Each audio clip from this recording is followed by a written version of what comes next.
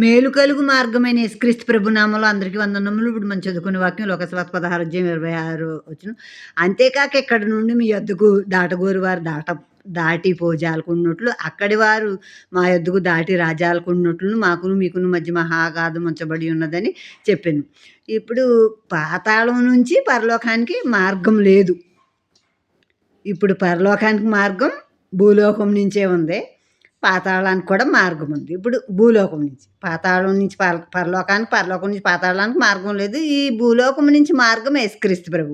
నేనే మార్గం అన్నారు యోహాను 14:6లో. కనుక యేసు అనే మార్గంలో నడిస్తే మనం ఆ పరలోకం అనే గొప్ప గమ్యస్థానానికి మనం చేరతాం. మళ్ళీ యేసుక్రీస్తు ప్రభు చేరుస్తారు ఆ గొప్ప గమ్యస్థానానికి. అదే అంటున్నాడు అక్కడ అబ్రహాం అంటున్నాడు, ఇక్కడ లాజర్‌ని పంపి కొన్ని నీళ్లు నా నాలుక మీద పొయ్యమను అంటున్నాడు కదా! ఈ ధనవంతుడు అగ్నిలో యాతన పడుతూ పాతాళంలో. అప్పుడు అదే అంటున్నాడు ఈ అబ్రహాము, ఇక్కడ వారు అక్కడికి, అక్కడ వారు ఇక్కడికి పోలేరు, రాలేరు. అంటే అసలు మార్గమే లేదు. మహా అగాధం ఉంది మధ్యలో. కనుక అగాధమే ఉంది గానీ మార్గం లేదు పాతాళానికి, పరలోకానికి. ఈ భూలోకం నుంచి మార్గం ఉంది పరలోకానికి. నేనే మార్గం అని యేసుక్రీస్తు ప్రభువులో నడిస్తే ఆ మార్గం మనల్ని పరలోకానికి చేరుస్తుంది.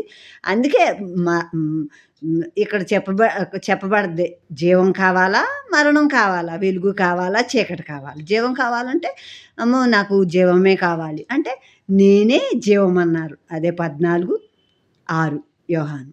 వెలుగు, నేను లోకమునకు వెలుగై ఉన్నానన్నారు యోహాను 8:12లో యేసుక్రీస్తు ప్రభు. అంటే యేసుక్రీస్తు ప్రభు దగ్గరికి వస్తేనే వెలుగు, యేసుక్రీస్తు ప్రభు దగ్గరికి వస్తేనే మనం పరలోకానికి వెళ్ళే మార్గంలో నడుస్తాం.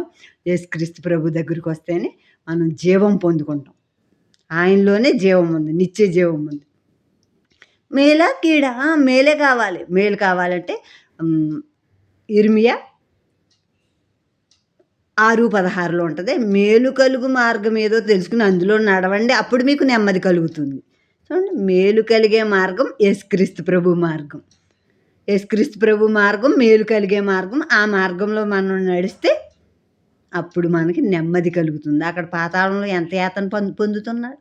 ఈ యాతన భరించలేకపోతున్నాను. ఈ అగ్ని జ్వాలలో కొన్ని నీళ్లు చుక్కలు పోతే బాగుండు నా నాలుక మీద అంటున్నాడు. అక్కడ నీళ్లు చుక్కలు పోసే దారి లేదు, ఏమీ లేదనమాట. కనుక వెలుగా చీకట, కీడ మేల, రక్షణ శిక్ష. రక్షణ యేసు అంటే రక్షకుడు. అంటే రక్షణ యేసుక్రీస్తు ప్రభు దగ్గర దొరుకుతుంది మనకి. యేసుక్రీస్తు ప్రభు దగ్గరే రక్షణ, సంపూర్ణ రక్షణ దొరుకుతుంది. కనుక రక్షణే కావాలి మనందరికీ.